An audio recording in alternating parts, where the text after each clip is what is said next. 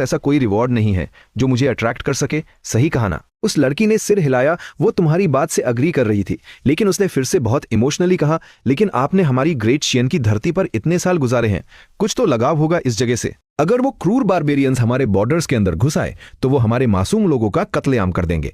आपका बाहर आना सिर्फ ग्रेट शियान को बचाने के लिए नहीं, बल्कि इस दुनिया के मासूमों की जान बचाने के लिए जरूरी है।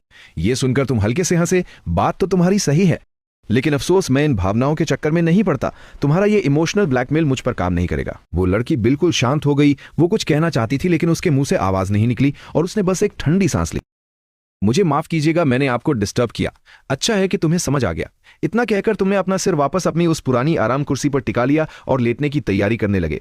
तभी अचानक दय से तुम्हारी ड्रैगन एनर्जी 1% बढ़ गई है। अरे ये भी काम करता है क्या? ये देखते ही तुम तुरंत अपनी कुर्सी से खड़े हो गए और उस जाने वाली लड़की को पीछे से आवाज दी, सुनो, तुम वापस जाओ। 3 दिन बाद मैं खुद वहां पहुंच जाऊंगा। वो लड़की ये सुनकर बहुत खुश हुई और झटके से मुड़ी। उसकी आंखों में एक चमक थी। Thank you so much. आपका इस मिशन के लिए तैयार होना ही हमारे लिए बहुत बड़ी बात है। ग्रेट शियन इस एहसान का बदला कभी नहीं चुका पाएगा। मैं अभी जाकर एम्परर को इन्फॉर्म करती हूं ताकि आपको फॉर्मली स्टेट प्रिसेप्टर का टाइटल दिया जा सके। तुम्हारी ड्रैगन एनर्जी 5% और बढ़ गई है। तुम अंदर ही अंदर बहुत खुश हुए। अगर इसी स्पीड से काम चलता रहा तो जब ये ड्रैगन एनर्जी 100% हो जाएगी तो तुम्हारा लेवल पक्का अपग्रेड हो जाएगा। तुम अभी ये सोच ही रहे थे कि तुम्हारे दिमाग में एक और नया मैसेज पॉपअप हुआ। 20% नेशनल लव का सपोर्ट मिलेगा, जिससे तुम्हारा कल्टीवेशन लेवल सीधे 20% बढ़ जाएगा।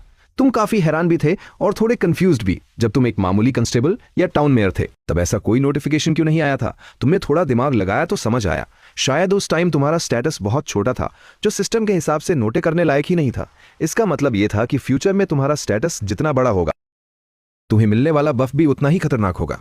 प्रिंसेस को भेजने के बाद तुमने अपनी झोपड़ी को थोड़ा सा साफ किया, टाउन के बाहर जाकर थोड़ी देर मछलियां पकड़ी और फिर आराम से अपने घर लौट आए। 3 दिन बाद तुम्हारी सारी तैयारी पूरी थी। तुमने बस एक हल्का सा कदम आगे बढ़ाया और पलक झपकते ही तुम सीधे 1000 मीटर्स दूर पहुंच गए। तुम एक बहुत ही खतरनाक स्पीड से बॉर्डर की तरफ बढ़ने लगे। इस वक्त बॉर्डर सिटी के अंदर एक सैनिक ने भागते हुए आकर रिपोर्ट दी, जनरल, बारबेरियंस की 1 लाख भारी सेना हमारी सिटी की तरफ बढ़ रही है। वहां बैठी एल्डेस्ट प्रिंसेस का चेहरा यह सुनकर बहुत सीरियस हो गया। सभी सैनिकों को ऑर्डर दो कि अपने बोझ तैयार रखें। किसी को भी सिटी से बाहर निकलने की जरूरत नहीं है और साथ ही सभी मार्शल आर्ट्स एक्सपर्ट्स को भी अलर्ट कर दो कि वो डिफेंस पर ध्यान दे और जी। सैनिक तुरंत वहां से भाग गया। प्रिंसेस ने अपनी आंखें बंद की। वो बहुत ही परेशान लग रही थी। उसने पास खड़े जनरल से पूछा, क्या वो इमॉर्टल अभी तक नहीं पहुंचे? जनरल ने तुरंत झुककर जवाब दिया, प्रिंसेस, पीछे की आर्मी से अभी तक कोई रिपोर्ट नहीं आई है। ऐसा लगता है कि वो अभी तक यहां नहीं पहुंचे हैं। प्रिंसेस ने हार मानकर अपना सिर हिलाया। काश वो जल्दी आ जाएं। सुना है बारबेरियंस के पास एक बहुत ही खतरनाक